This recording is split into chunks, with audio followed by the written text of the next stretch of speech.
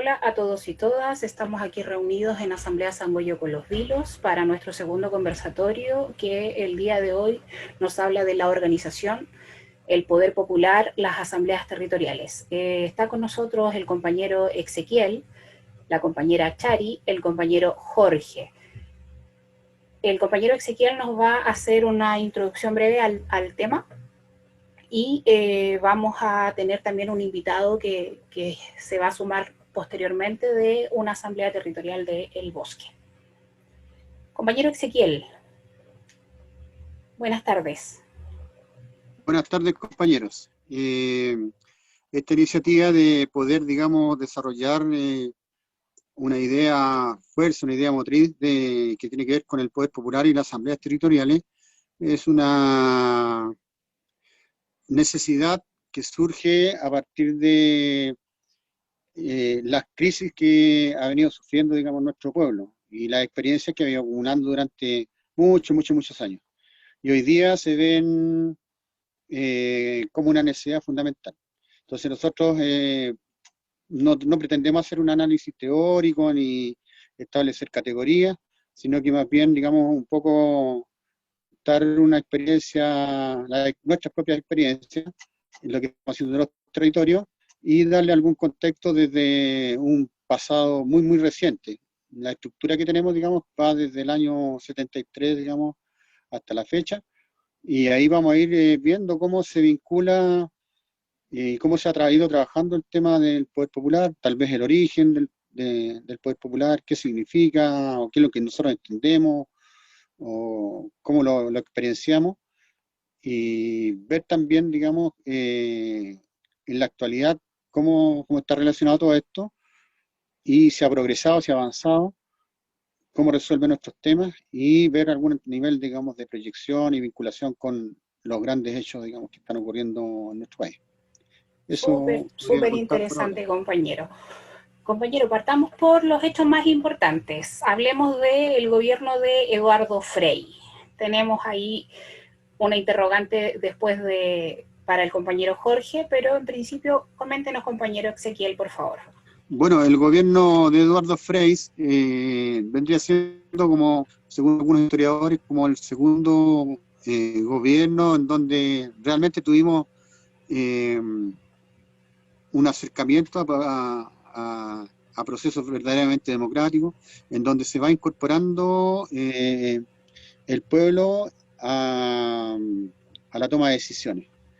Podría decir que el gobierno de Eduardo Frei, si bien era un gobierno que se planteaba, digamos, en la tercera vía, vale decir, digamos, estar, digamos, como una solución, digamos, al capitalismo y al marxismo, entre sus políticas y sus programas desarrolló unos embriones de trabajo y poder popular, podría decir primario, ¿no? Aunque ellos no lo señalaban de esa manera, puesto que un partido, digamos, que en su estructura direccional, digamos, era, digamos, que burguesa, y en su base social, digamos, había bastante clase social clasista, digamos, valga la redundancia. Entonces se crearon, digamos, las juntas de vecinos, a partir de iniciativas, digamos, que venían impulsadas desde los Estados Unidos y también desde la Iglesia Católica.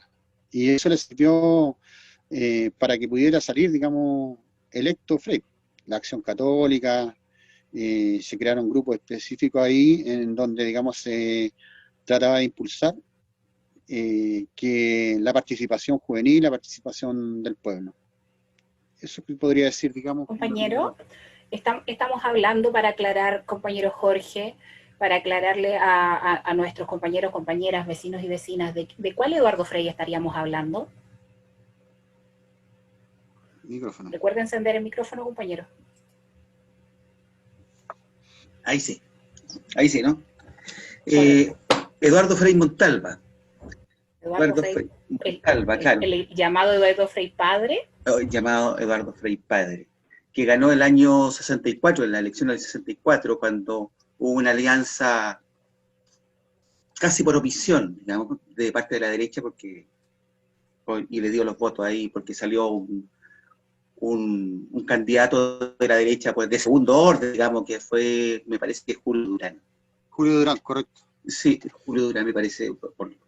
Y bueno, y ahí está creo que ahí también está el cura de Catapilco, bueno, y todas esas cosas que ocurrieron en ese tiempo. En los años 60, muy álgido, digamos, no solamente para Chile, sino para el mundo, y para Latinoamérica en particular, digamos.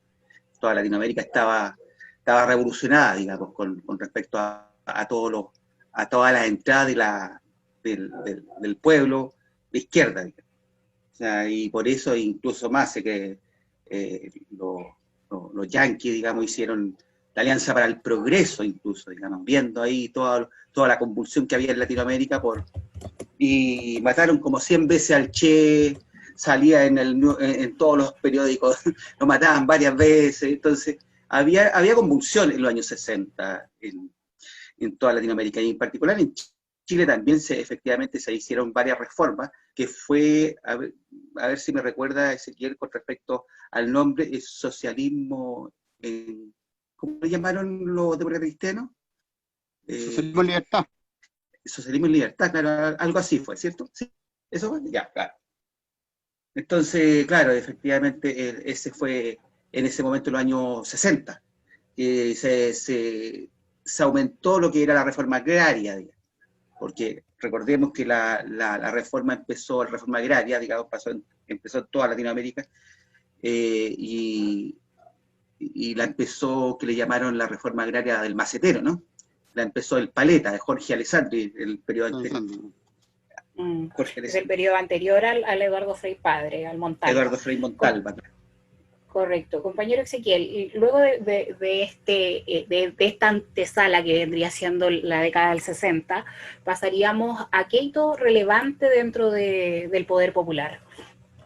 Bueno, sin duda, digamos que se abrieron nuevos espacios, digamos, en el periodo de Eduardo Frei. Socialismo comunitario era, compañero, Sí, exactamente, socialismo comunitario.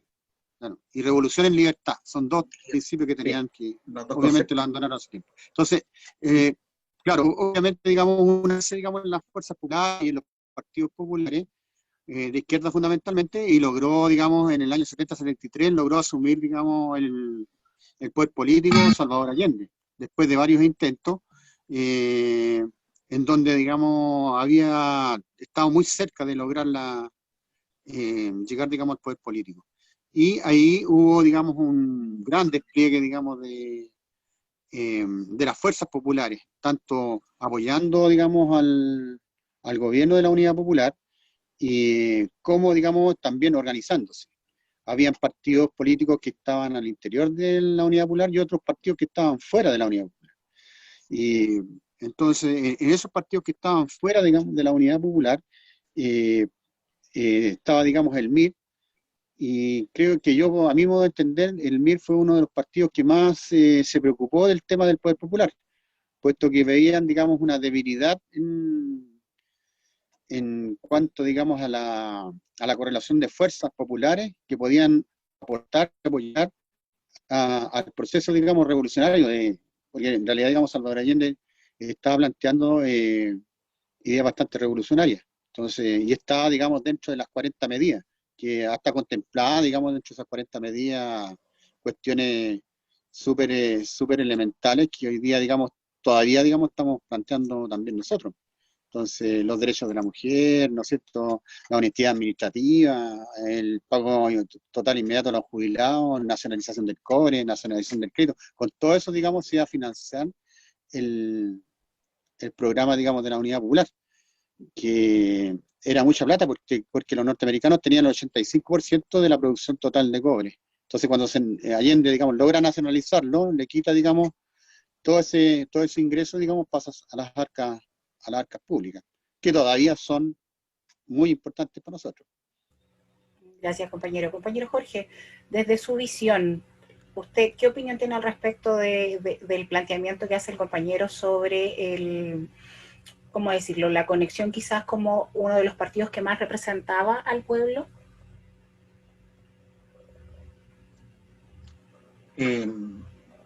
Sí, no, sin duda, dentro de la historia de la democracia chilena, que es muy corta, no tiene 200 años, recordemos que esos 200 años es parte del mito, digamos, hasta fue censitario incluso.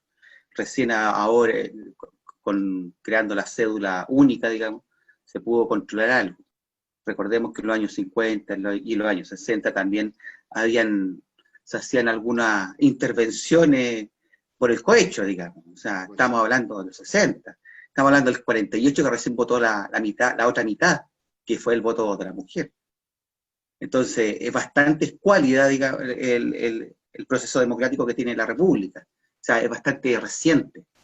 No es antigua, digamos, no tiene 200 años. O fue censitario, o simplemente estaban excluidos los demás, todo el resto. Gracias, compañero. Compañero Ezequiel, ¿cómo esto que era tan prometedor, que era tan hermoso, fue vilmente suprimido, oprimido, cancelado? ¿Cómo es posible que si somos más en el pueblo, nos hayan, por así decir, nuevamente pisoteado? Bueno, ¿Qué claro, pasó con la Unidad Popular? Lo que pasó es que en realidad la Unidad Popular fue quitando los privilegios, digamos, a las élites locales, en este caso, digamos, a los partidos, digamos, que estaban representados por los partidos de derecha, el gran campesinado, que subexplotaba, digamos, el campo que está en manos de ellos. También hay que recordar que se hizo una reforma agraria mucho más profunda que la de Frey, y que la de Alessandri, que es la reforma de Macetero que decía el compañero.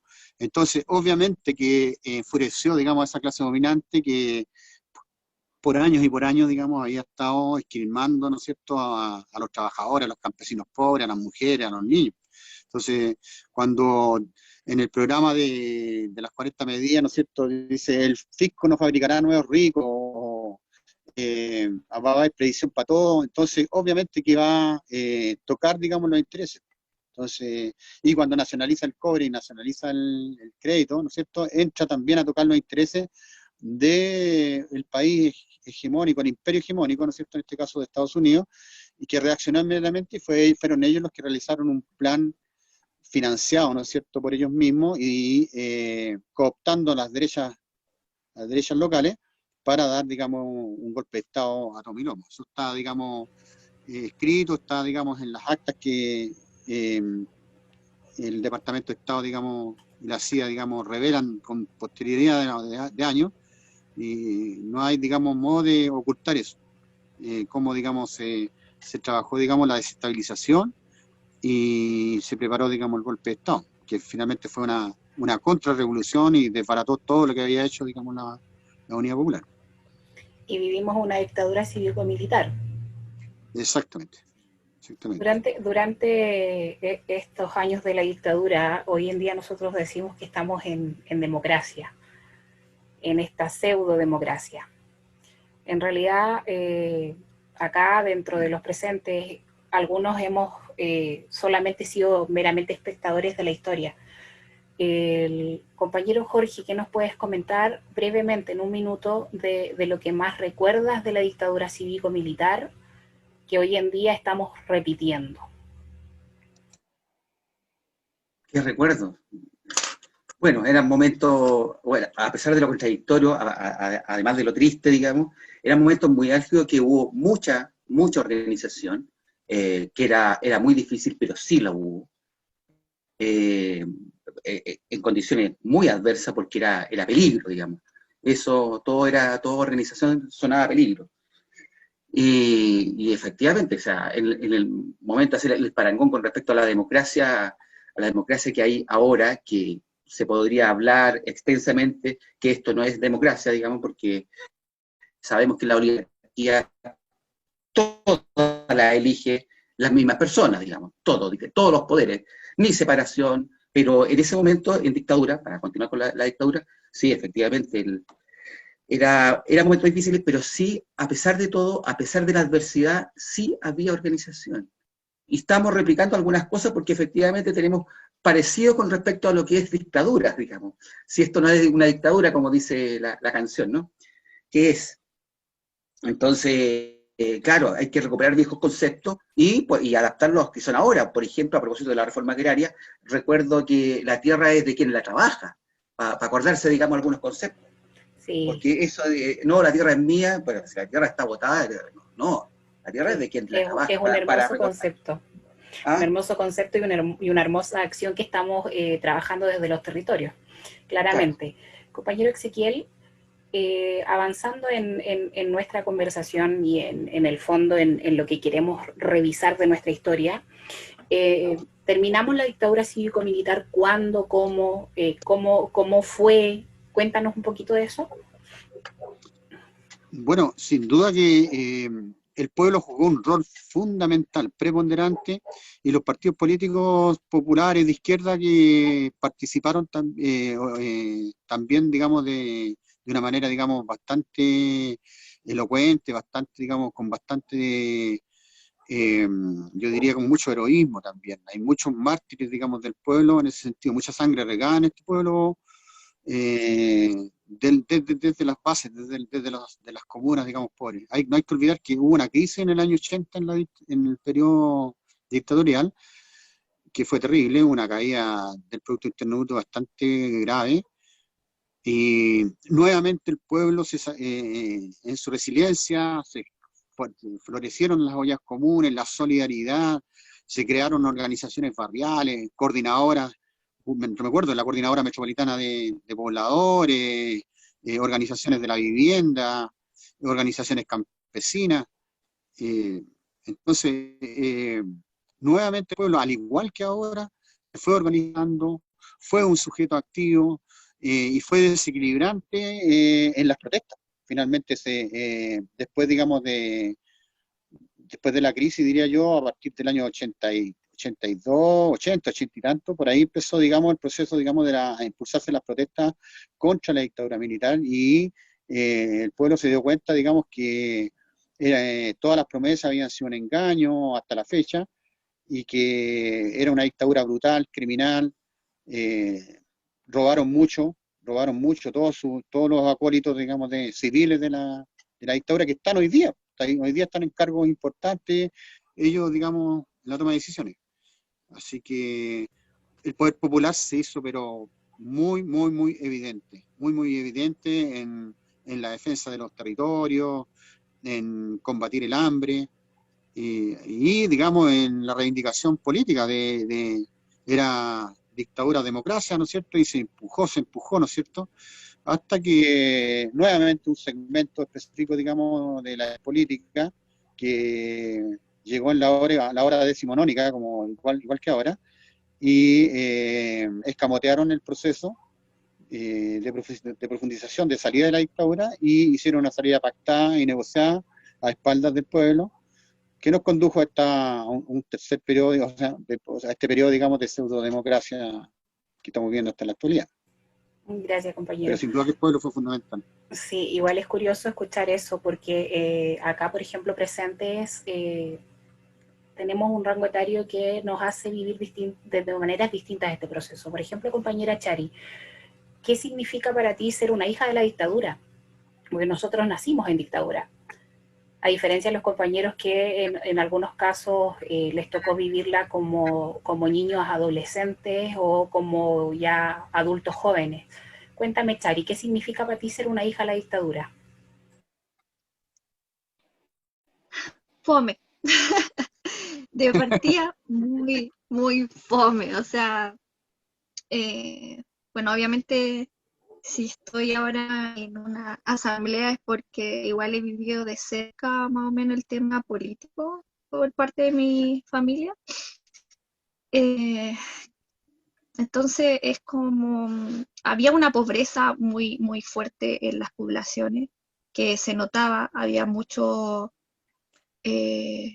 familias sin papá por gente que se la llevaron detenida y que desapareció, entonces había muchos niños sin padre, muchas mamás sacrificándose.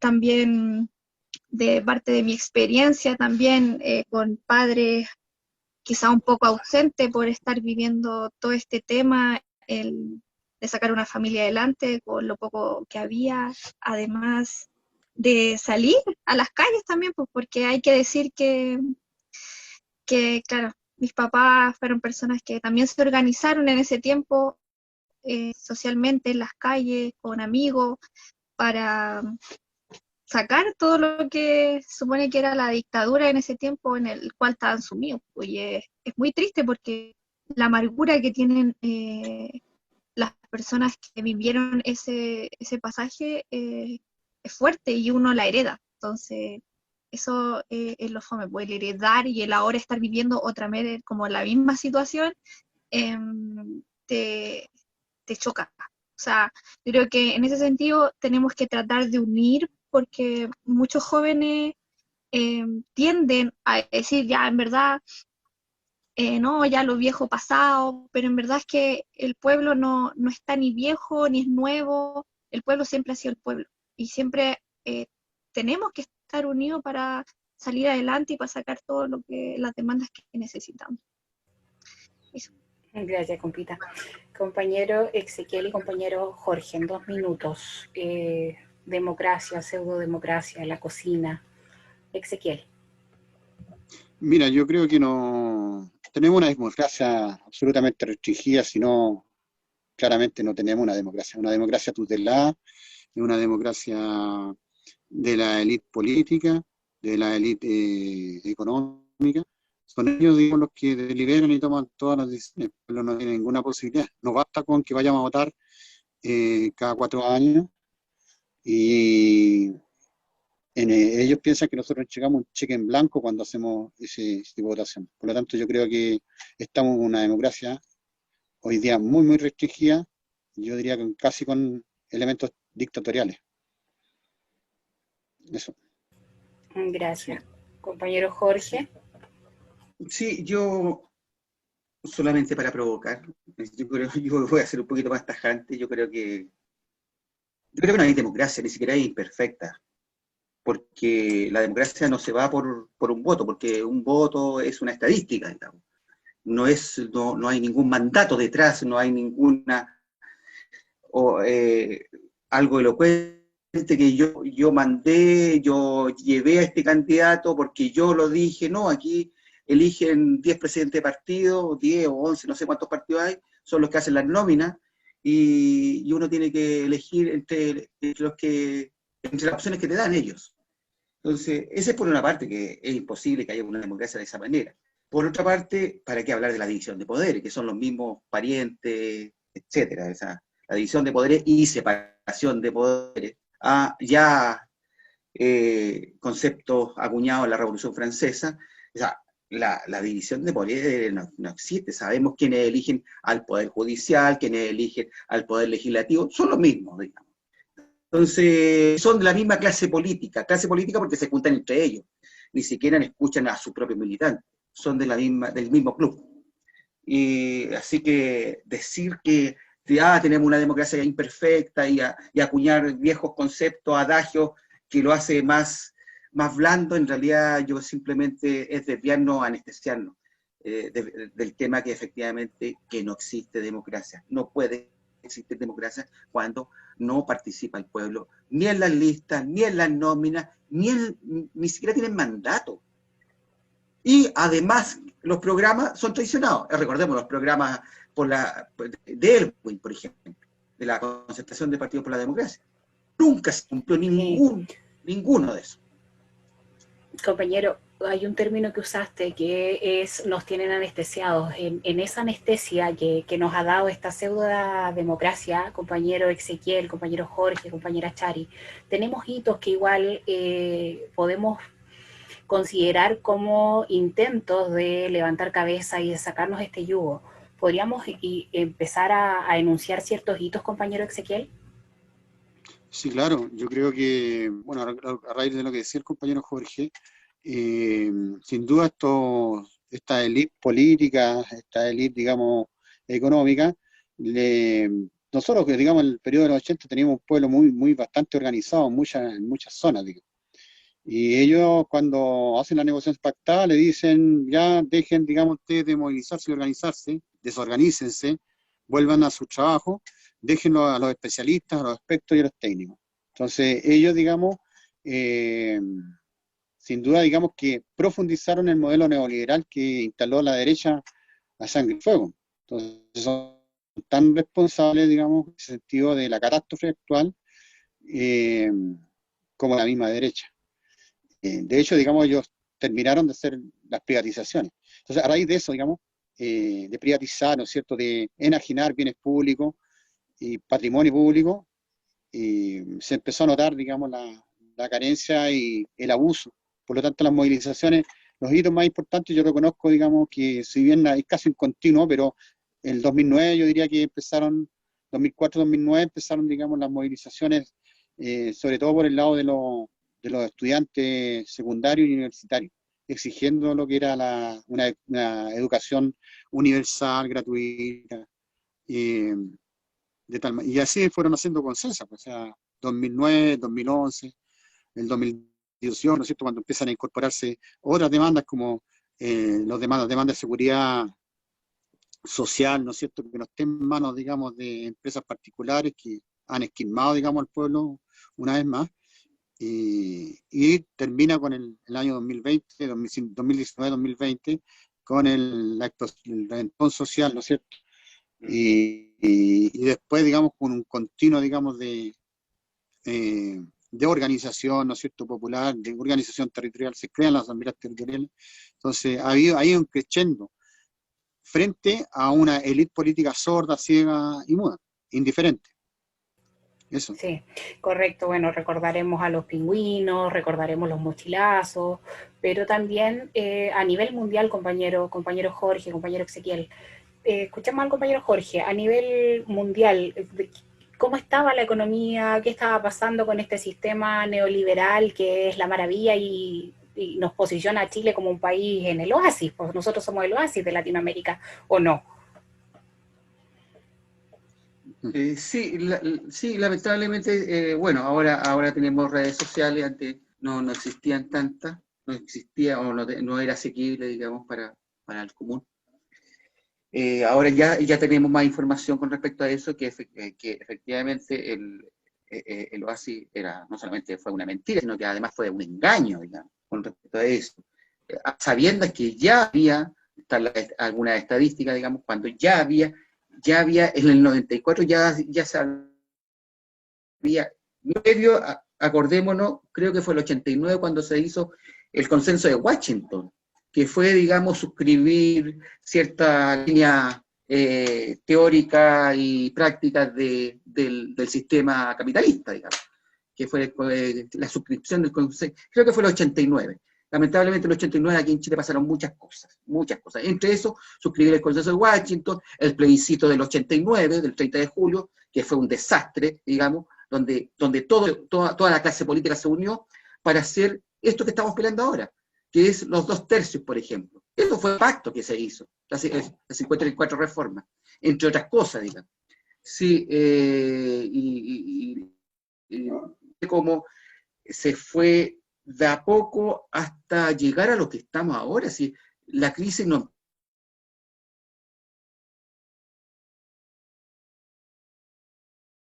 empieza, crisis es imposible. Siempre hay crisis en Chile. Y nos niegan países, digamos, nos negaron cuánto crecía China, pero cuánto ha crecido Bolivia permanentemente. El de saber más con respecto a eso, el Producto Interno Bruto, digamos, el que más crecía en los últimos, no sé, 10, pero el problema no solamente, el problema es la distribución. La de en Chile ya es exactamente irritante las diferencias que hay. Es demasiado. Ya sabemos de eso, del 1% contra el 99%. Eso. Claro. Bueno, compañero Ezequiel, lo que nos dice acá Jorge, bueno, menciona el año 94, hitos que podamos hablar al respecto. Yo tengo cosas en la memoria, así como las fiebres que hubieron, las plagas que también hubieron, es como que se repite mucho entre el pasado dictadura cívico-militar versus esta pseudo-democracia, algunos hitos, pero hablemos un poquito más de la comparativa entre Chile y el resto del mundo, por favor. sistema neoliberal, fractura económica. Sí, claro, correcto. Y bueno, nosotros asumimos el modelo neoliberal a plenitud, porque nosotros, nuestras clases dominantes son subalternas al imperialismo. Entonces, el imperialismo instaló, digamos, esta idea, este modelo neoliberal, que es un capitalismo salvaje, un capitalismo que expolia, digamos, los territorios, depreda, digamos, la naturaleza y explota, digamos, en grado superlativo a los seres humanos. Entonces, no tiene miramiento. Nosotros fuimos un modelo para eso. Fuimos un modelo en donde asumimos, digamos, ese modelo, y claro, y a partir del año 88 nosotros tuvimos 10 años creciendo a tasas cercanas, digamos, al 9, 10%, 8%, producto de inversión extranjeras que se instalaron acá, de grandes capitales, sobre todo en los sectores de la minería, en donde se le ofrecieron posibilidades altamente ventajosas, ¿no es cierto? Por ejemplo, respetar los tipos de cambio, no sé, las repatriaciones de las utilidades rápidas. Y claro, entonces los inversionistas extranjeros como Estados Unidos, ingleses, japoneses, canadienses que estaban acá, estaban felices. De hecho, hace poco se caducó, digamos, una explotación minera en Pascualama, que hizo un gran desastre en la zona de Huasco, eliminó un glacial, condenó, digamos, a esa población, digamos, a la pobreza, a la sequía y al hambre.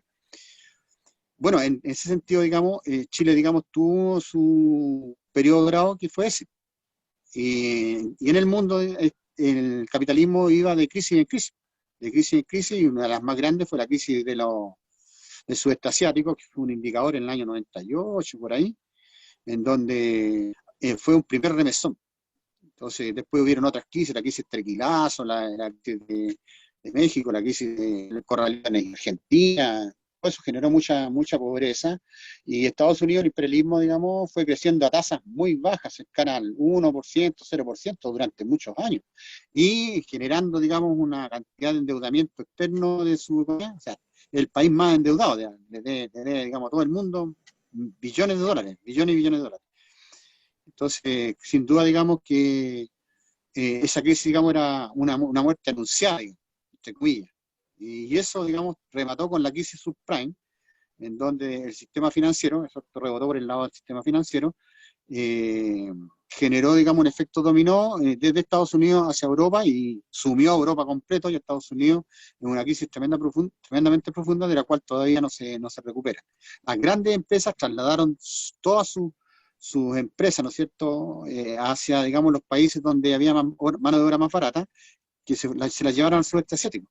Entonces, además, digamos, las grandes empresas, como no tienen patria, desolaron también su propia nación, en este caso Estados Unidos, sometió a las clases, digamos, obreras, ¿no es cierto?, también a la miseria, y están en la situación actual, digamos, en la que están convulsionados, al igual que en Europa y al igual que en Chile. Entonces, el modelo fracasó rotundamente, no ha sido capaz, digamos, de salir, digamos, de las crisis que se han generado ellos mismos, y han sometido, digamos, al expolio a los pueblos. Finalmente, los que pagan las crisis son los pueblos. Los grandes capitalistas mantienen sus dineros en empresas offshore, paraísos fiscales, y ya se espera que, y más encima el tema de la pandemia, hoy día, que ha destruido una cantidad enorme de empresas en Chile y en el mundo. Por lo tanto, la economía no se va a recuperar tan fácilmente. Esa crisis, digamos, es muy profunda, con elementos de carácter social, material y un montón, digamos, de otros fenómenos que están ocurriendo. Por eso es importante que el pueblo, digamos, en su resiliencia se fortalezca en el poder popular. Correcto. Eso. Completamente de acuerdo, compañero. En mi memoria existían estos hitos, o sea, yo como niña viví algunas cosas que hoy en día se me hacen muy similares y que ha mencionado el compañero, pero que claramente uno como niño no logra entender. Hoy en día vivimos del plástico, hoy en día la gente se endeuda y gasta más de lo que tiene, y esas crisis las permitieron claramente. Más bien no, las crisis son el resultado de de este criterio quizás que tenemos lamentablemente que cambiar. O sea, finalmente, ¿cómo hacemos para cambiar ese modelo? ¿Cómo hacemos para organizarnos más, para ser más solidarios, para vivir del cooperativismo, por ejemplo? Sería interesante conocer la opinión del compañero Jorge respecto del cómo hacemos el cambio de esta mentalidad desde su opinión, desde la opinión de la compañera Chari, desde la opinión del compañero Ezequiel. Estamos esperando a un invitado que eventualmente va a conectarse y que también nos va a contar su experiencia respecto de lo que es el poder popular, respecto de hacia dónde vamos. Primero me gustaría escucharlo a usted, compañero Jorge. Sí, las asambleas nacen, digamos, por la necesidad del pueblo organizarse. No estoy diciendo nada extraordinario, nada nuevo, pero a la carencia de aquello, sí, en eso.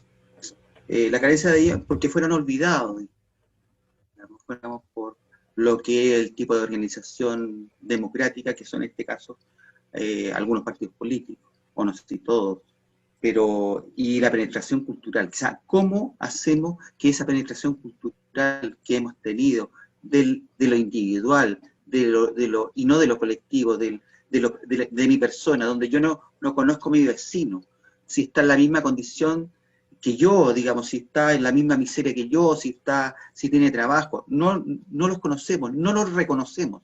Y eso, esa penetración cultural que de alguna manera nos ha hecho convivir con esta execrable situación capitalista a la irritación, que esto lo normaliza, digamos, quedamos en lo normal, esto es lo normal. No, yo creo que era como nosotros empezamos a descubrir, el pueblo empezó a descubrir, que hay maneras de organizarse y reconocernos, y convivir entre eso. ¿Sabes qué? Nosotros también tenemos estos problemas. Y nos organizamos de esa manera, y nos pudimos organizar. Hay que romper ese sentido común que nos fue cooptado, nos fue arrebatado por los canales, por la televisión, por Goebbels. O sea, están repitiendo a Goebbels, ¿eh? Repiten 1000 veces para decir que eso es el sentido común, cosa que nosotros decimos, no, ese no puede ser el sentido común. O sea, esa persona que está al lado del Parque Brasil, que está durmiendo afuera, eso está dentro de los daños colaterales, como decía un milico muy asesino yanqui. No recuerdo el nombre, ya me voy a acordar. Entonces, eso no puede ser parte de la normalidad. Y eso nos partió el 2019 en octubre. Eso es lo permanente. Y eso tenemos que rebelarnos contra eso. ¿Y rebelarnos de qué manera? Bueno, nos organizamos y queremos otra estructura. Esta estructura no nos sirve. No la queremos. Correcto. Muchas gracias, compañero Jorge. Bueno, me gustaría escuchar a la compañera Chari mientras conecta el compañero Yuri. Compañera Chari, la misma pregunta. Sí, yo aquí estoy más que nada aprendiendo también, porque bueno, hubo mucho tiempo que yo no quise, por la misma historia política familiar, no quise nada con la política, ni saber nada de nada, en verdad. Pero sí está la conciencia y la sensibilidad, entonces a uno igual esto lo llama a que cuando estáis viendo, claro, tanto individualismo, el que quién tiene más cosas, quién tiene más plata, quién tiene la mejor casa, que, claro, y el mismo tema personal, yo tengo muchos problemas de salud, entonces llevó a entender la vida como algo, casi un regalo minuto a minuto, segundo a segundo. El haber tenido cáncer es algo que te llama a replantearte la vida, entonces, en ese sentido, justo ocurrió este estallido social con algo parecido a lo que ya yo había, o sea, mis papás me contaban que habían vivido. Entonces, la rabia interna estaba y la necesidad de organizarse nació así, de conversar con el vecino y decir, oye, me molesta que estén matando a los pobladores, que no estén matando, que no estén torturando. Y Y eso es porque la gente que se levantó en los territorios venimos sintiendo esa rabia, esa ira y esa angustia, no de ahora. Eso que decía el compañero Jorge, estamos súper, súper normalizados a ver gente en la calle, a ver gente con hambre, a ver gente que se muere en las listas de espera, a ver gente en los consultorios esperando no sé cuántas horas para poder tomar una hora para poder atenderse. Entonces demasiada la violencia que hay, que está normalizada. Demasiada violencia normalizada es que la gente no se da cuenta cuando el Estado está siendo violentándonos con nosotros, que es por el Estado, por la salud, por la ISAPRE y por todo lo que se levantó el pueblo en este momento, la educación. Así que eso, pues compañeros, hay que seguir organizándose. Gracias, compañera. Bueno, dar la bienvenida al compañero Yuri, que nos va a contar también su experiencia. Brevemente, Ezequiel, para ir redondeando y cerrando el tema, tus comentarios y luego pasamos al saludo del compañero. Bueno, compañero, yo creo que la tarea, si bien es cierto, es ardua. Ya tenemos bastante avanzado nosotros del trabajo que tiene que ver, digamos, con el poder popular. Y sobre todo en nuestra comuna. En nuestra comuna y en otras comunas también populares, nosotros hemos conocido de ellos. De la zona sur, sobre todo, tenemos bastante, digamos, conocimiento porque son comunas hermanas, cercanas. Entonces nosotros decíamos que la Asamblea Territorial cumplía un rol muy cercano a lo que se hablaba del poder popular en aquellos tiempos, digamos, de los años 60, 70, imagínense. Hoy día, digamos, se repiten, pero con mucha más, yo diría, con más profundidad, con más compromiso, con una cantidad de jóvenes heroicos, ¿no es cierto?, que han dado, digamos, su vida por impulsar este proceso, y que nos ha contagiado a los más adultos y nos ha hecho, digamos, apoyarlos con todo lo que nosotros podamos. Entendemos, digamos, la Asamblea Territorial como un lugar donde, de síntesis, donde se concentra el proletariado, donde se concentran los sectores explotados, las mujeres, la fuerza de la mujer también es muy relevante, muy importante. Encontramos que hay una tremenda participación de las mujeres y sus demandas que tienen que ser puestas en la mesa y tienen que ser exigidas a estos señores, digamos, que hoy día se han escometeado el tema de la Asamblea Popular Constituyente y del proceso constituyente. Entonces, nosotros, digamos, no nos queda más que ir apoyando eso, ir profundizando el tema del desarrollo de las asambleas territoriales en el sentido, digamos, de que son un poder. Y son un poder, digamos, constituido, ¿no es cierto? O sea, perdón, son un poder constituyente y que debiera mandatar, digamos, los poderes constituidos. Todo servidor público debe obedecer, digamos, al pueblo. Esa es su pega. Y desde los municipios para adelante, partidos políticos, funcionarios públicos, los pacos lo pagamos nosotros, todo de nuestros patas, de nuestros bolsillos sale todo el pago, digamos, a los milicos, los pacos, etcétera. Entonces, eso nosotros tenemos, el pueblo tiene que darse cuenta que tiene, digamos, un tremendo poder. Ya lo ha presentado en más de una oportunidad, digamos, en la historia de este tiempo, y es hora, digamos, que tomemos, digamos, en nuestras manos el control, digamos, de nuestro poder y hacerlo sentir, digamos, a la clase dominante. Si nosotros somos el 99% de los que estamos, digamos, en situaciones precarias, con trabajo pésimo, explotados, las mujeres igual, con mayor razón, la cesantía en las mujeres es mucho mayor que la de los hombres. Además, les toca cuidar, digamos, muchas veces a los hogares, ¿no es cierto?, criar a los niños, educar a los niños. Entonces, y nuestros jóvenes, digamos, muriendo, sacrificándose, detenidos, presos, por esta élite. Entonces, tenemos poder y podemos hacerlo a partir, digamos, de las asambleas territoriales. Ya se ha expresado, se ha manifestado en las ollas comunes, la solidaridad. Así que yo creo que algunos pasos, digamos, hemos dado en función de ello. Lo importante hoy día es fortalecer eso y meter un elemento que es relevante, que es la unidad, ¿no es cierto?, de todos, digamos, los sectores que están siendo perjudicados por esta pequeña crisis. Eso mismo.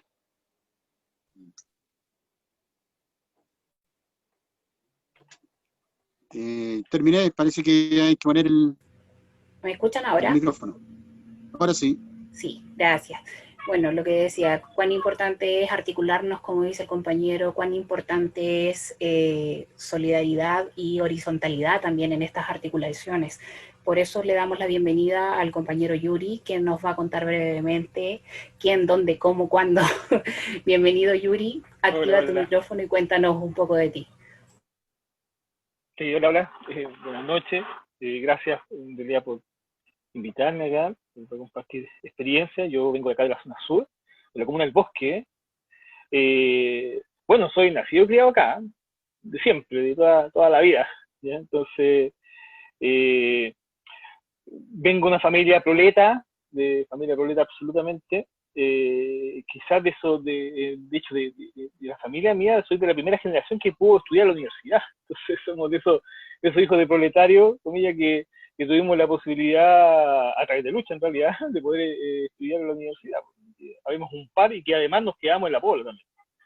No nos fuimos para ningún otro lado. Entonces, más o menos viví parte de los 80 cuando era muy chiquito, entonces me recuerdo todavía cuando era chico de concentración, de las protestas, en esos tiempos, pero fundamentalmente me tocó la trágica vida de haber conocido los 90 en términos de forma organizativa cuando estaba todo muerto. Entonces, ya desde los 10 años me organicé más o menos en centros culturales, de bien chiquitito.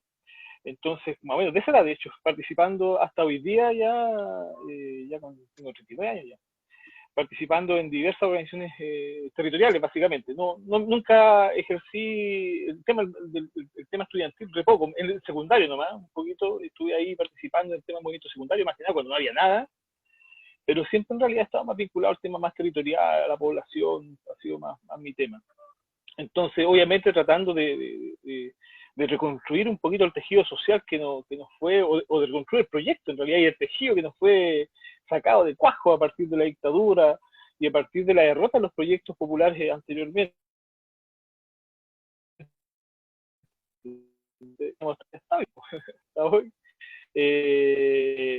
Desde este trabajo de hormiga en realidad que ha sido tan complejo, quizás muy complejo quizás en los 90, y ya en los 2000 en adelante ya con otros matices y otros momentos también donde de alguna manera el modelo ha ido expresando mayor nivel de contradicción hasta llegar a lo que se conoce como el estallido hoy en día, y ya obviamente ha cambiado el panorama completamente, el panorama político.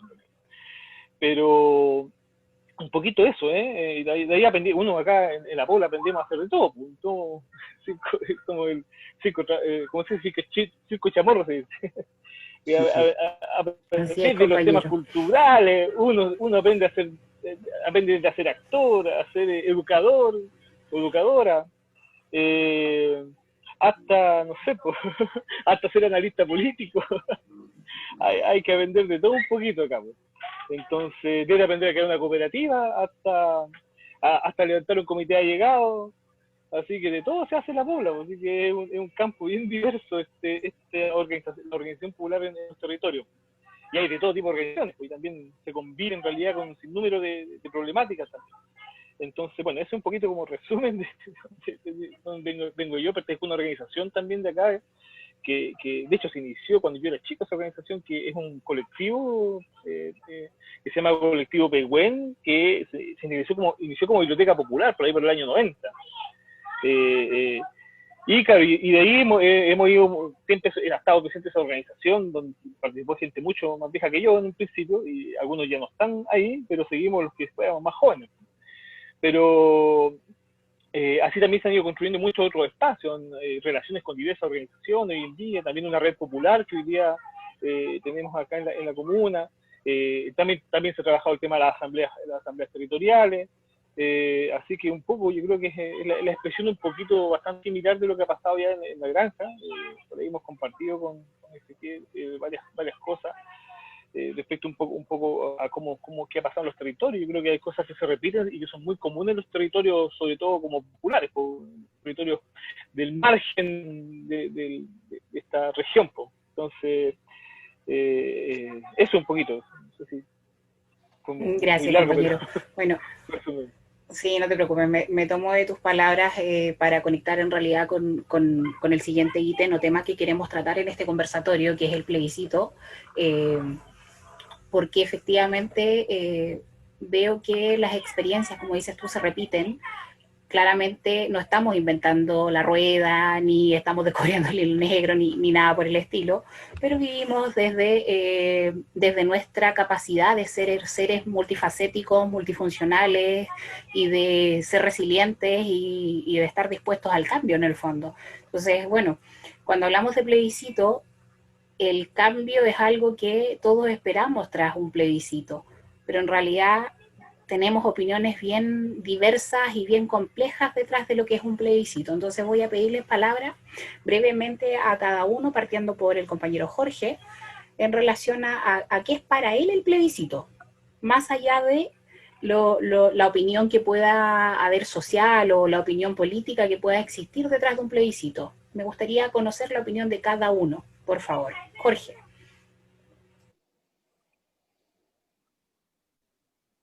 Micrófono. Ahí sí.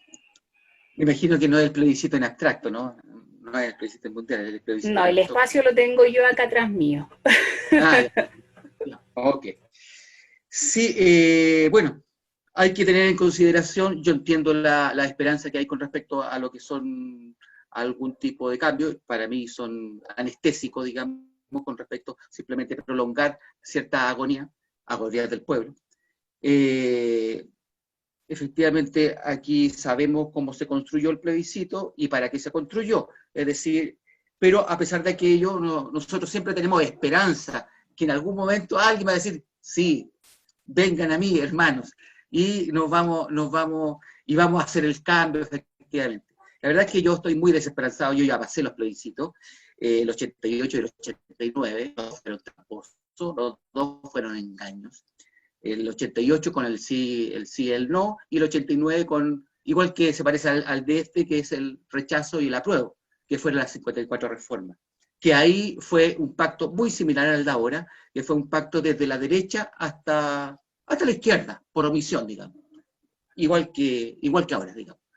Y se aprobaron las 54 reformas, y las 54 reformas son las que todavía nos pesan hasta el momento. Entre esas, la de los 2/3, esas los 4/7, que lo cambiaron por 2/3. Que siempre hablan de los 2/3, de la dictadura. No, eso fue un pacto que se hizo, y fue dentro del plebiscito del 89. La verdad es que yo estoy desesperanzado con respecto al hito, entre comillas, del plebiscito, tal como lo hicieron cuando nos hicieron abandonar las calles, la protesta social, y nos Un dijeron, minuto, como nos compañero. dijo Lago, con un lápiz nosotros cambiamos el mundo. Y aquí estamos todavía.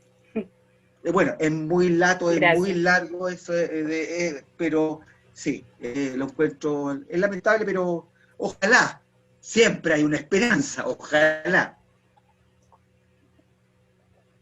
Gracias, compañero. Compañero Ezequiel, 2 minutos. Mira, yo creo que el tema plebiscitario no era un tema de interés de las élites políticas y de las élites económicas.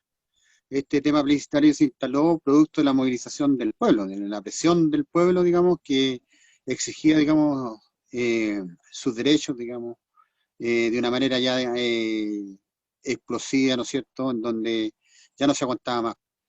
Entonces, lo curioso es que ahora son todos, digamos, están todos, digamos, muy en la línea de lo que era esa demanda del pueblo. Entonces yo tengo mis sospechas, mis serias sospechas, digamos, porque se estaría escamoteando una demanda del pueblo, ¿no es cierto?, en donde no va a participar el pueblo. Es muy difícil que pueda participar el pueblo. O sea, solamente le están pidiendo, digamos, votar.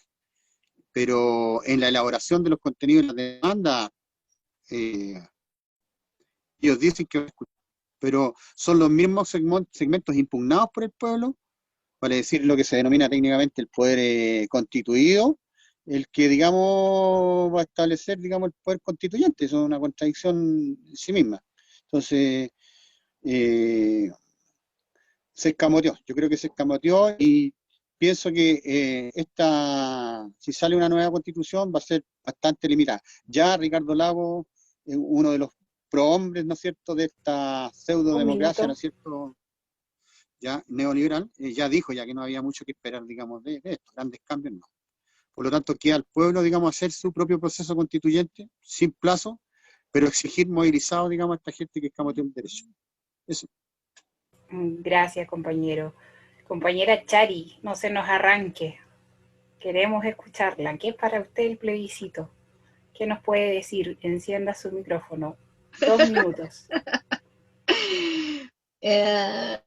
Pucha, yo desde la ignorancia lo digo al tiro, de lo que, con palabras tan técnicas que hablan los compañeros, yo entiendo la mitad, voy a ser súper sincera, pero entiendo que claro, es que ellos siempre están haciendo las cosas a su gusto, a su manera, y nosotros no estamos cayendo en su organización. Entonces, es como que nosotros digamos ya queremos mejor salud y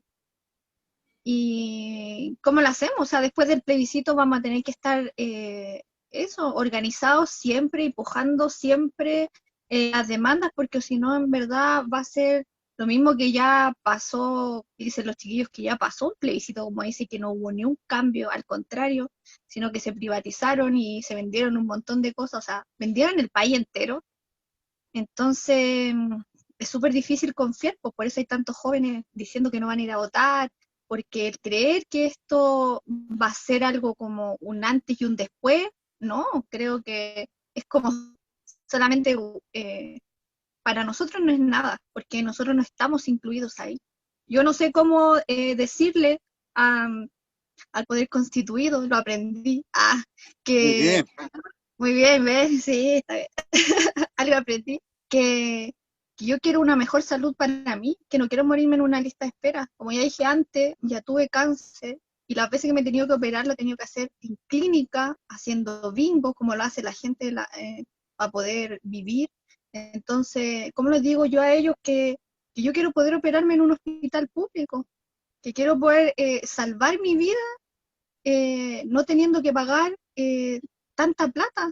O sea, la última operación me salía 7 millones de pesos, ¿de qué estamos hablando? O sea, desde ahí ya uno como que va sin ánimo a todo este proceso, pero igual firme y con la convicción de que todo lo que estamos haciendo tiene que llegar a buen puerto y a la gente también, porque la gente participe, que la gente se organice y que también se eduque. Para mí ser parte de la asamblea me ha ayudado a educarme, porque como ya dije, estuve fuera mucho tiempo de lo que significa un poco el tema político, así que aquí estamos, aprendiendo y apoyándonos.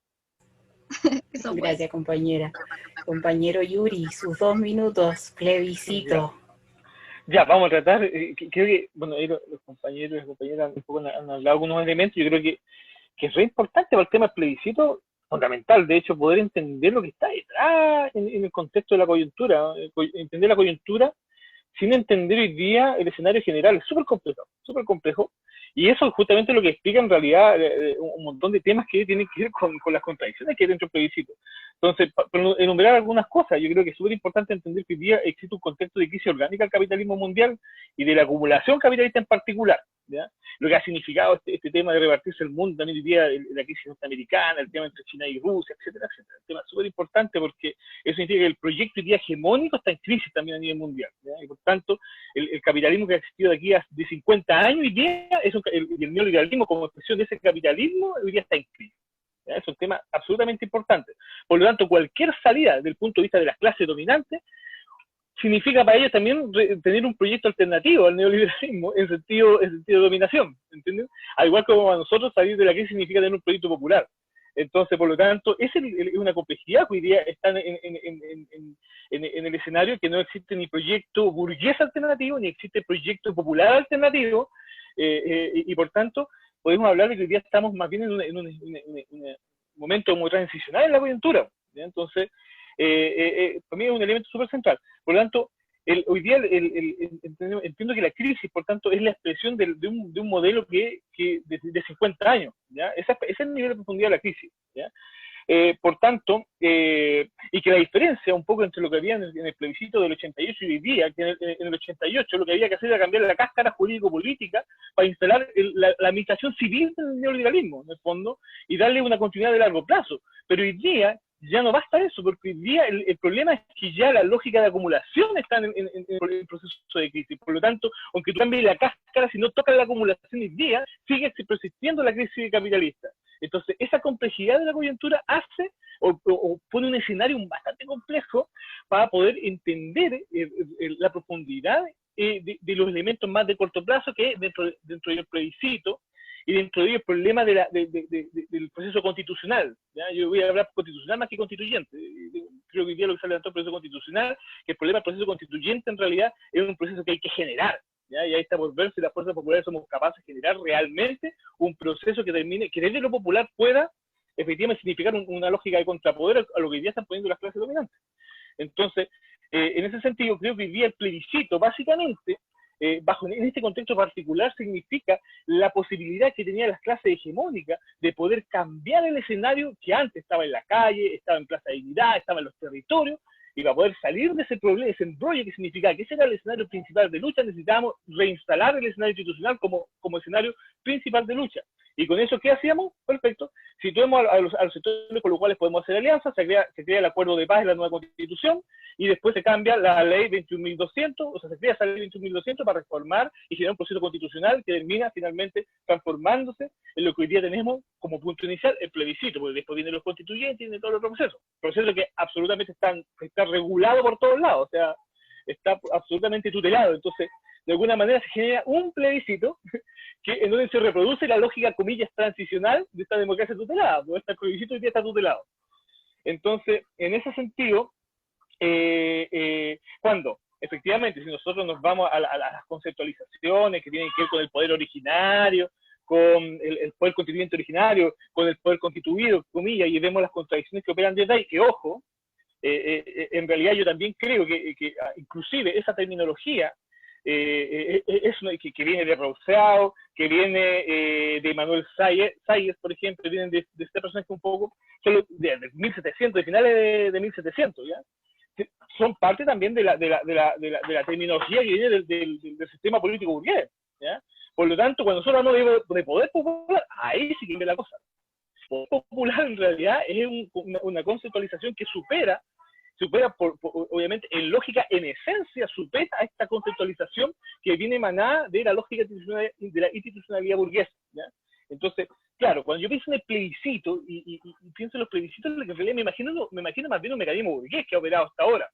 Para mí hay otro mecanismo que tiene que ver con el poder popular y que supera a las lógicas de representación por otro tipo de ejercicio del poder colectivo, ¿me entiendes? Entonces, creo que ahí hay una discusión que es interesante y, claro, emana, por ejemplo, de la experiencia de asambleas territoriales y emana de una discusión un poco más profunda, donde de alguna manera también tenemos que resignificar hoy día lo que entendemos por el poder, ¿ya? Entonces, y que hoy día, lógicamente, hoy día el poder tiende, o por hegemonía en realidad, en las ideas, tiende a reducirse al problema de la institución y del Estado, ¿ya?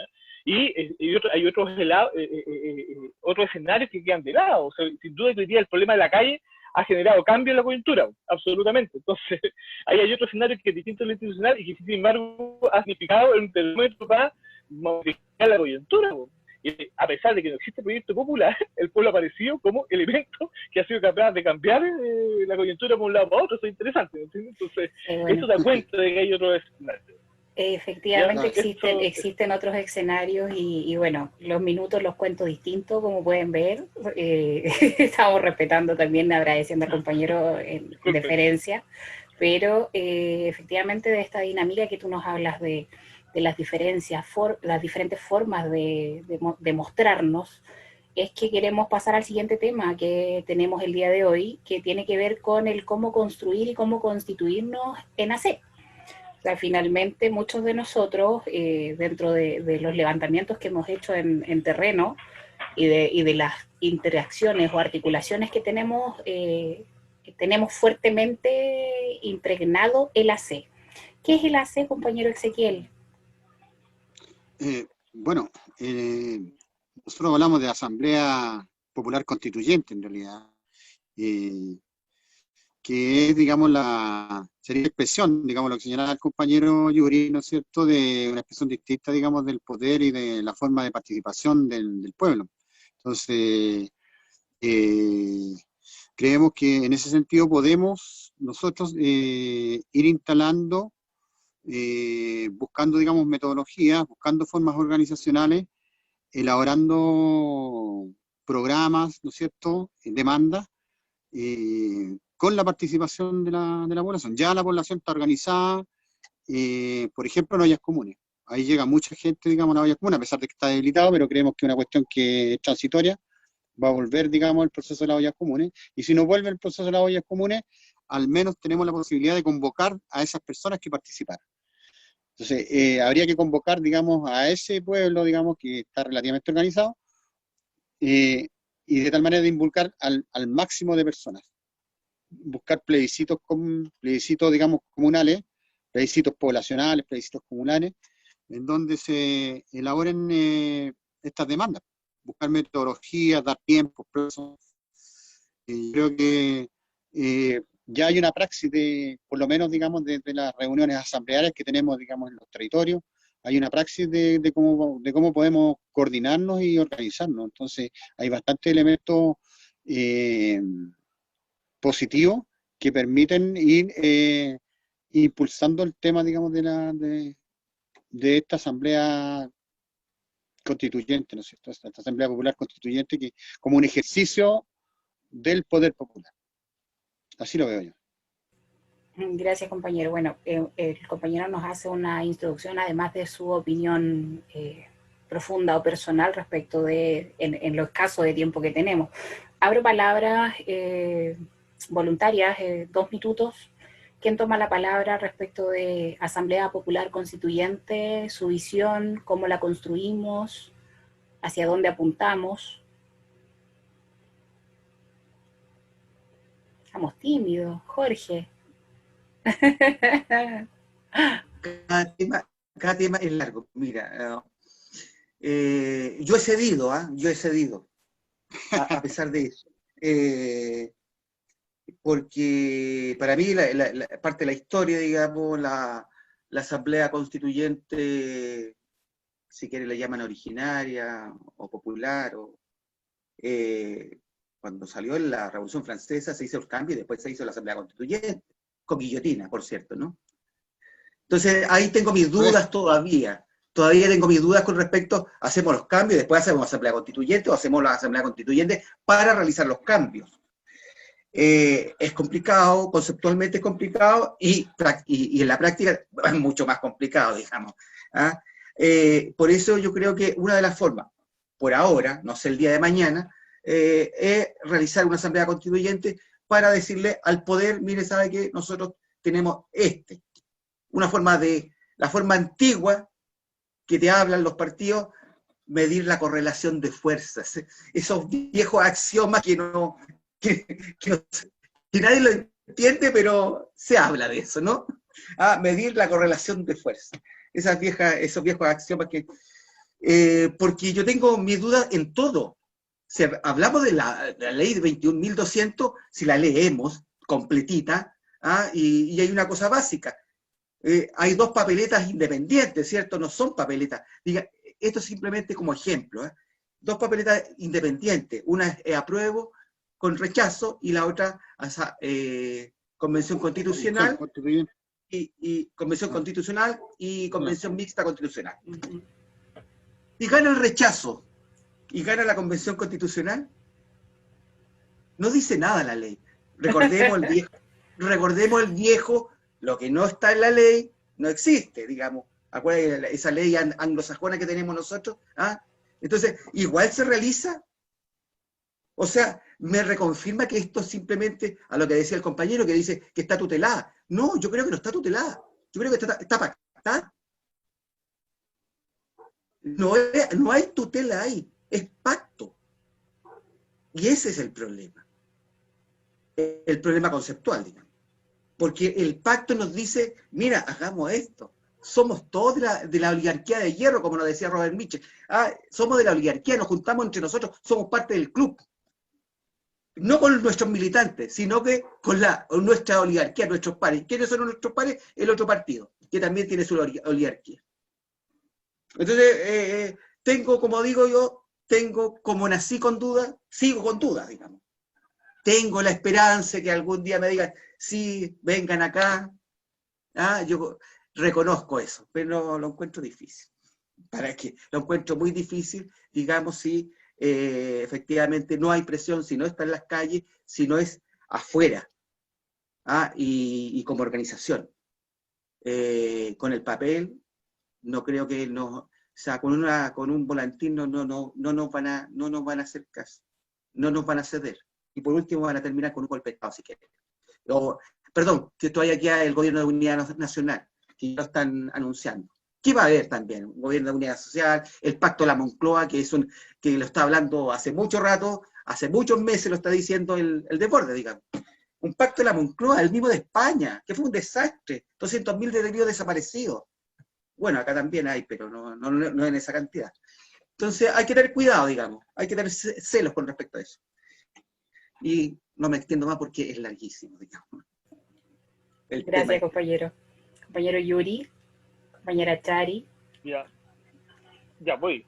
Vaya, Yuri. Sí, mira, en realidad, delante me refería al tema de tutelado, restringido, pactado. En realidad, para referirme a que es falso esto de que parte de una condición de hoja en blanco, en realidad, sino que hay un proceso que tiene limitación y límite ahí que están bien establecidos y que, claro, son producto de un acuerdo de la clase dominante, del bloque del poder. Entonces, eso es claramente así.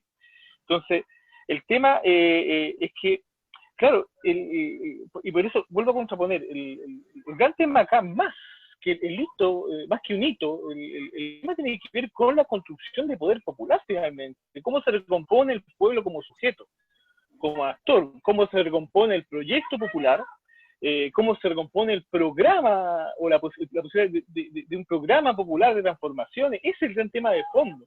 Entonces, creo que el tema, bueno, y aquí obviamente entra sin duda que entra a jugar todo lo que ha ocurrido desde el punto de vista concreto de la emergencia de todas las asambleas territoriales. Y creo que ha sido expresión efectivamente de la revuelta, del estallido, ha sido efectivamente una expresión genuina de ahí.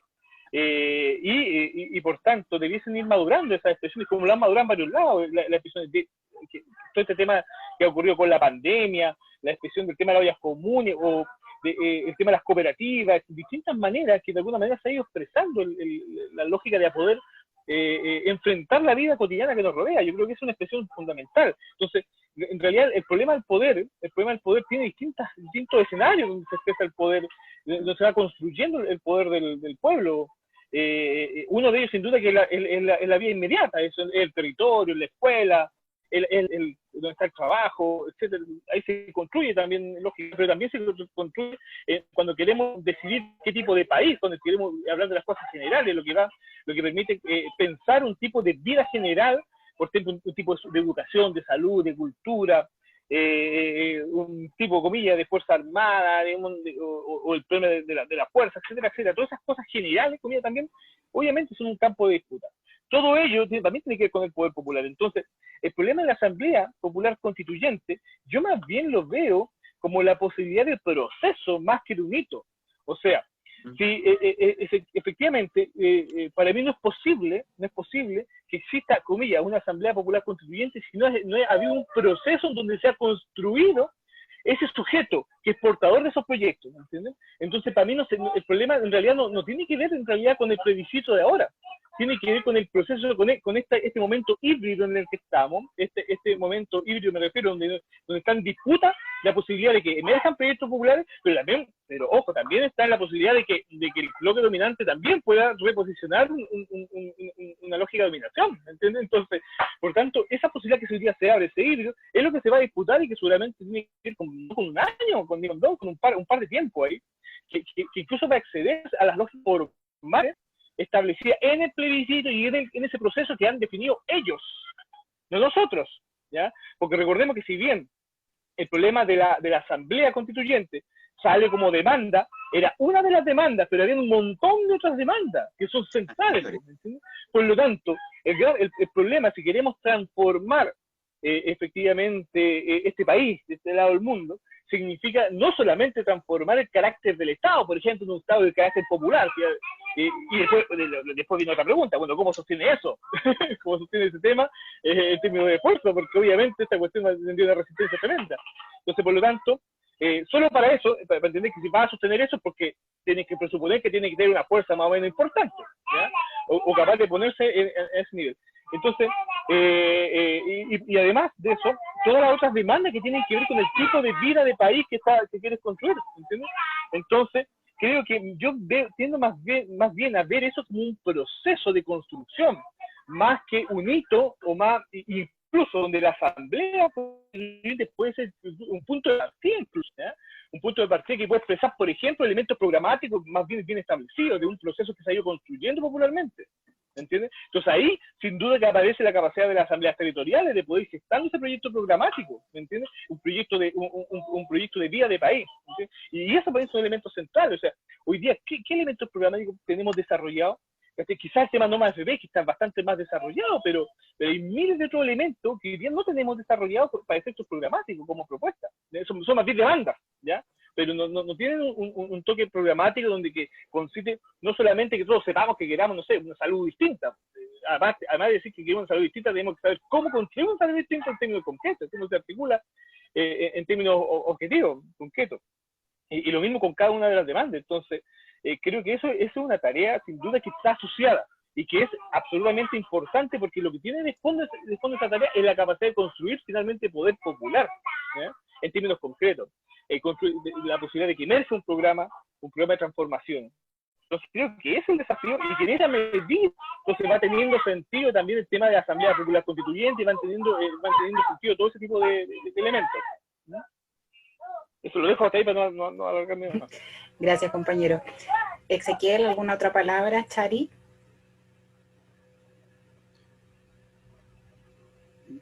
Chari. Sí, algo que como entramos en esa como ambigüedad de la Asamblea Constituyente, claro, como algo voy cachando de lo que hablan todos ustedes, así como más con esos conceptos que yo en verdad no cacho, bueno, ¿para qué les voy a mentir? Entonces, yo he visto a los chiquillos trabajando acá en la granja de la demás asamblea o del espacio liberado Millarem, que estuvimos con la actividad, que ellos trabajan con la huerta comunitaria, trabajan moviendo a la gente en los terrenos, haciendo visible todo lo que está pasando a nivel país. Creo que esa parte, que obviamente es como que la tele la criminaliza, con las barricadas, con salir a protestar, a manifestarse, es una parte súper importante, creo que es la base de que nosotros podamos estar aquí conversando, porque si no tendríamos base, no nos pescarían ni en bajá, a eso me refiero. No están pescando así como del gobierno, entiendo yo, así como que, o tomando algún asunto solamente porque le está molestando, o sea, somos la piedra en el zapato, la gente que está en la calle, para que ellos se molesten o se muevan de algún modo. Entonces, creo que la Asamblea Constituyente tiene como, para mí, dos momentos, donde nosotros podemos estar trabajando acá como con parte más de concepto, más de cómo trabajaríamos el poder popular, pero también hay que estar moviendo a la gente para que haya una conciencia de que se están moviendo los territorios, de que no podemos volver a dormirnos, a quedarnos sentados en la casa, a seguir hablando por el celular y diciendo, sí, puta, qué mal. Entonces, creo que hay muchos factores acá que movilizar desde el territorio. Y eso creo que para llegar a una asamblea constituyente tenemos que mover los territorios a morir así. O sea, sí, a mí me gusta cuando veo, no sé, las barricadas en el 25, porque en verdad la gente dice, todavía está, ¿cachai? La gente, en ese sentido, yo vivo en un sector donde la gente no sale, no toca una olla, nada, o sea, es súper difícil porque viven abuelitos, adultos mayores que ya no quieren o no quieren participar o ya no pueden porque no tienen la fuerza más que nada física. y mental tampoco, porque es que ya han trabajado toda la vida, están cansados, entonces es un sector en el que yo vivo y que se ve poco. Pero cuando ya tú te das cuenta que, no sé, en el 25 de Santa Rosa se hace, en el 14 se hace, en el 25 de Gran Avenida, se hacen manifestaciones y todavía está la gente en la calle, es que, claro, ahí te das cuenta que el movimiento social ha terminado y no tiene que terminar y tiene que seguir con la Asamblea Constituyente, que somos todos nosotros, poniéndole sobre la mesa nuestras demandas como pueblo, porque estamos siendo demasiado pasados a llevar. Entonces, creo que en esas dos conceptos, o sea, para mí lo que yo entendí y lo que yo quiero como poner, porque también es difícil como poner la palabra de una pura persona, somos un pueblo con una voz muy, muy grande y una angustia muy grande de estar, de haber estado viviendo mucha violencia de todo ámbito. Así que, vamos compañeros, aquí hay que mover las patitas, poco me puedo mover yo con mi salud, pero ahí apaño en lo que puedo. Ahí a todos los chiquillos que me han enseñado caleta de todo lo que tiene que ver Gracias, con esto de compañera. asamblea y de poder. Bueno, Bueno, es verdad lo que dice la compañera, no siempre es fácil aterrizar conceptos, aterrizar ideologías y en el fondo transparentarlas y llevarlas horizontalmente a todos los vecinos y vecinas. Efectivamente, no somos tan politizados o no somos tan cultos en algunas temáticas. Las teorías no siempre están en nosotros y somos más del hacer que del aprender desde la parte, ¿cómo decirlo? Desde la biblioteca, desde la biblioteca. Te fijas, estoy tratando de usar palabras no tan técnicas como para en el fondo llevarlo al vecino y vecina que nos escucha y que nos ve en el día a día. Pero efectivamente cuando hablamos de, y me tomo la palabra mía, mis 2 minutos, cuando hablamos de Asamblea Popular Constituyente, parece ser un concepto, parece ser un título de algo y en realidad es un conjunto de conciencia colectiva que se aúna en una fuerza común impuesta desde la razón y no desde la violencia, como decía la compañera. Nosotros en la Asamblea Popular Constituyente lo que pretendemos llevar o lo que pretendemos como pueblo es de una vez por todas sacar adelante nuestro futuro. Nosotros esperamos de una Asamblea Popular Constituyente cosas tan básicas como la dignidad, pero efectivamente, como decía el compañero Yuri, es un proceso. Hay una serie de saltos entre medio que se pierden en esta palabra para muchos y que efectivamente la gente lo manifiesta en la calle. La disconformidad está ahí, las demandas están ahí. O sea, aquí solo hay ciegos y ciegas que no quieren ver, escuchar también, los sordos y sordas. Como decía el compañero Jorge, tenemos un vacío legal me recuerda a mí, yo era una niña, no sé, recuerdo tocar la cacerola arriba de los hombros de mi padre, pero recuerdo muy bien esta pregunta tan capciosa del ¿quieren que me vaya? ¿Quieren que me quede? Voten sí, voten no, y al final respondías exactamente lo mismo, daba lo mismo lo que respondieras. Entonces, para mí la Asamblea Popular Constituyente es esa salida que quiero como individuo, como ser humano, a una vida más digna y equitativa. Esa es mi modesta opinión. Me pasé en 1 minuto, compañero Ezequiel. Mira, yo creo que sin duda, digamos, todo lo que se estaba expresando con los compañeros tiene mucho sentido y se habla también desde una práctica, porque estamos viéndolo, todos los días nos estamos viendo en las poblaciones. El compañero en el bosque, nosotros acá en la granja, lo estamos viendo todos los días. Creo que hay que cambiar, digamos, el tema de la Asamblea Popular Constituyente, yo no la vinculo con el proceso constituyente instalado por el poder establecido, digamos, no, para nada. Creo que tiene un camino, digamos, un carril distinto y que debe ser mucho más potente. Y para eso, digamos, es fundamental pensar también en cambiar el Estado de Derecho, porque el Estado de Derecho burgués, digamos, es fundamental. ¿Quién dijo que no se podía hacer un plebiscito? Por muchos años tuvo esa idea. Y ahora los señores, digamos, la instalaron. por la fuerza, digamos, de la movilización del pueblo. ¿Quién dijo que no se podía sacar un 10%? Se podía sacar un 10%, a pesar de que es plata. Entonces, guau, que no llora no mama, y si no nos movilizamos, tampoco vamos a poder, digamos, exigir y organizarnos. Entonces, nosotros tenemos que saltarnos muchos elementos, digamos, de carácter jurídico, legal, digamos, que favorece, digamos, a la élite. La única forma. Y todos estos procesos, digamos, de grandes transformaciones han sido así. Se saltan, rompen, botan, corren vallas, se dan nuevas lógicas. El pueblo en ese sentido es tremendamente creativo. Supera, digamos, cualquier partido político en específico. Por lo tanto, hay que apelar a eso. Eso no va a apelar. Vale, muchas gracias. Bueno, se nos pasó volando el tiempo con los problemas técnicos iniciales y todo, nos hemos excedido incluso de lo presupuestado, pero efectivamente estas temáticas son complejas de abordar en 2 minutos, 1 minuto, 3 minutos, pero me gustaría, para ir cerrando, dar las palabras al cierre a cada uno de ustedes, el mensaje libre, no los vamos a censurar. Así que partiremos, por favor, con el compañero Yuri, sus palabras de cierre.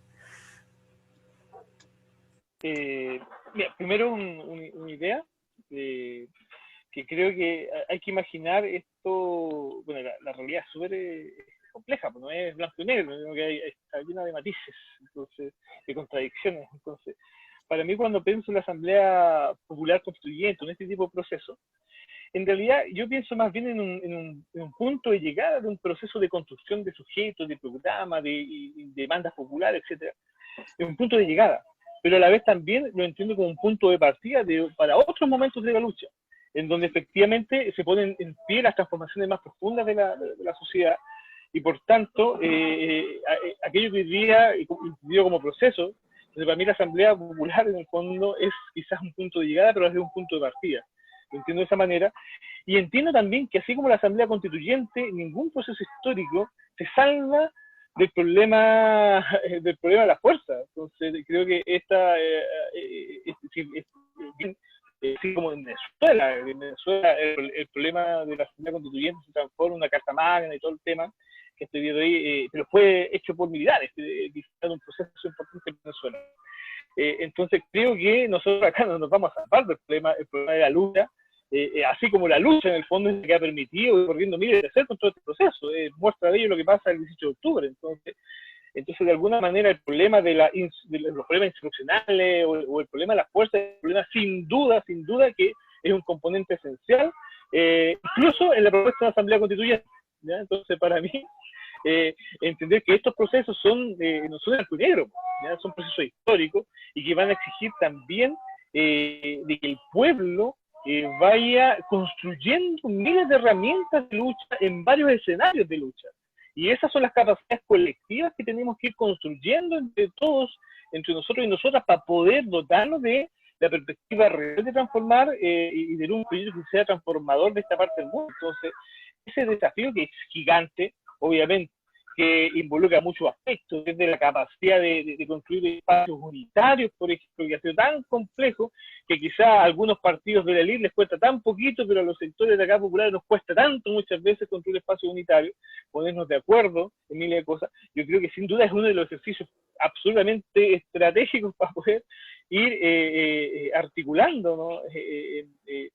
No solo coincidiendo en lo que ya está pasando en cada territorio, sino que una cosa es lo que hace cada territorio en sí mismo, que por cierto que cada organización tiene que madurar eso tremendamente a lo que estamos haciendo hoy en día. Tenemos que madurar 1000 veces más de lo que hoy día hacemos en cada territorio, en cada espacio de construcción popular, pero también en las capacidades colectivas que tenemos para generar visiones, miradas en conjunto, proyectos colectivos, de poder unir los territorios en base a proyectos que superen incluso los territorios y los espacios específicos de lucha, en donde podamos obviamente construir los espacios programáticos también de demanda, de proyectos, del tipo de país que queremos. Creo que obviamente hay un desafío gigantesco ahí que tenemos hoy día por delante. Estamos en una coyuntura que es histórica sin duda, no solo por el 18 de octubre, va a ser un Chile que obviamente que rompe la historia de estos últimos 30 años. Es histórica porque el mundo hoy día está en una coyuntura histórica. y el resultado de lo que hoy día ocurre en el mundo va a significar lo que va a ocurrir de aquí a 50 años más.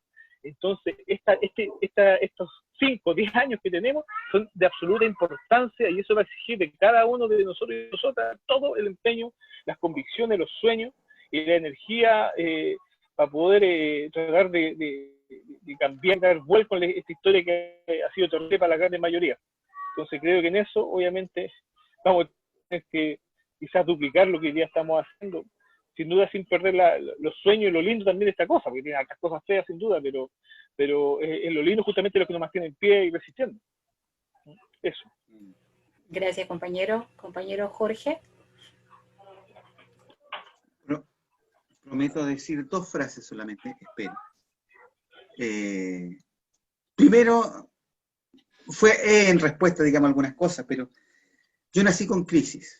O sea, ¿qué más crisis que la Guerra Fría, digamos? La crisis de los misiles, entre otras, digamos. No creo que sea más que lo de ahora. Y lo otro, para provocar y dejarlo ahí en el aire solamente, una frase machista, pero lo voy a tratar de ser más inclusivo. Anda el hombre o mujer del maletín rondando en las poblaciones, en los territorios. Y eso es conspirativa lo que estoy diciendo, pero eso está y está ocurriendo, cooptando, ofreciendo dinero, ofreciendo cupos, etcétera, etcétera, etcétera. Es el hombre o mujer del maletín, que en este instante lo está. Como fue antes y es ahora. Eso. Gracias, compañero Jorge. Compañera Chari.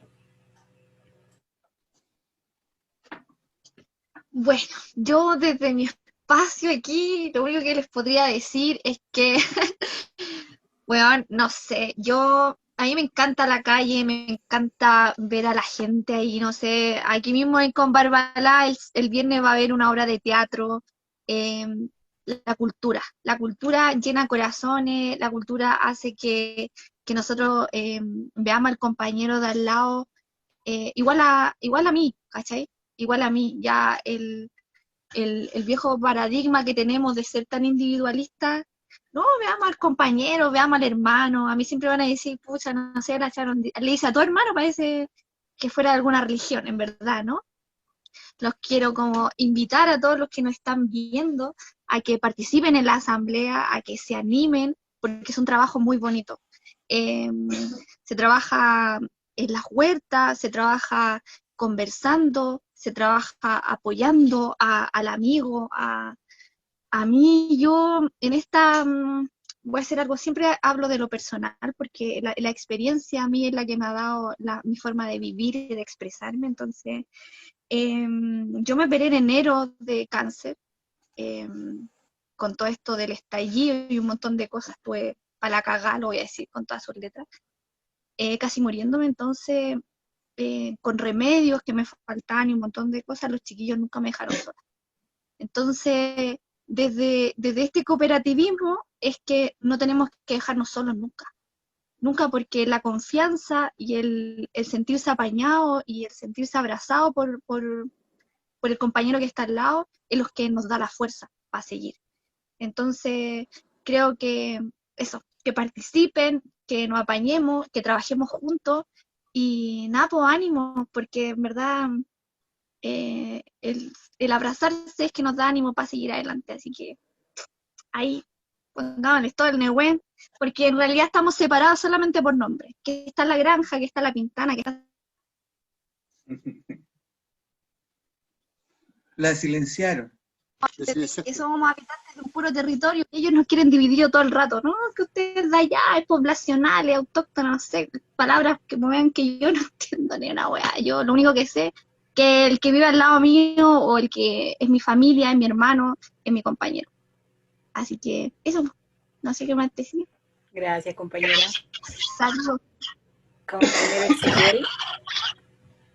Bueno, compañero, yo creo que voy a agregar algunas cosas nomás, que ya se han dicho bastante elementos sumamente interesantes que debemos buscar su implementación, sus conexiones. Decir solamente que ya, digamos, en el trabajo territorial hay un montón de cosas, digamos, que se están haciendo y que están muy vinculados con lo que nosotros estamos hablando, con el poder popular, ver también el tema de la Asamblea Popular Constituyente como una oportunidad en donde nuestro pueblo delibere, vaya opinando, vaya tomando, digamos, en sus manos el destino, su propio destino, nuestro destino. Nosotros ya estamos haciendo muchas cosas, en general en las asambleas territoriales se debaten mucho los temas vinculados con el abastecimiento popular, la economía popular, las huertas orgánicas, con mucha creatividad se están haciendo espacios, digamos, en donde hay cultivos, digamos, orgánicos, en donde nos vamos bañando mutuamente con ayudas alimentarias. El conocimiento está fluyendo por un lado y por otro. Entonces, eso no está registrado, compañero, en ningún libro de historia, no está siendo detectado por ningún intelectualillo por ahí que está, digamos, metido en un escritorio. Lo vivimos nosotros día a día. Esa historia, digamos, que nosotros vivimos día a día, no va a aparecer en ninguna parte. Van a aparecer los resultados finales de algo. Pero hay un trabajo colosal que se está haciendo y yo creo que hay que ir avanzando, digamos, en organización, avanzando en unidad, incorporando elementos políticos fundamentales, digamos, para que el pueblo pueda ir entendiendo en qué tramo estamos, en qué pasos estamos. Por lo tanto, no es nada, digamos, del otro mundo, no es nada, digamos, que nosotros no hayamos hecho o no lo vayamos a hacer. Además, tenemos una carga moral también muy importante, y eso, digamos, yo creo que nos ayuda, digamos, a combatir al hombre en maletín, que dice el compañero Jorge. Tenemos muchos muertos encima, tenemos muchos torturados, tenemos muchas mujeres violentadas en sus hogares hoy día, producto de la pandemia. Entonces, todas esas cosas, ¿no es cierto?, nos, digamos, ponen en una situación de moralidad que tenemos que ir relevando cada vez más. Y eso, digamos, hace un pueblo, digamos, imparable. Ponerse, digamos, una postura moral, una postura, digamos, de lucha importante. Es importante, digamos, elevar, digamos, ese estado de ánimo. Eso nomás quería decir, compañero. Vale. Bueno, yo quiero agradecer a todos los presentes. Nuevamente hemos sacado adelante un conversatorio con dificultades técnicas y todo, pero bueno, aquí estamos dando la lucha también informáticamente. Y agradecer especialmente al compañero Yuri, que tuvo paciencia esperando, porque finalmente todo salió fuera de nuestra pauta.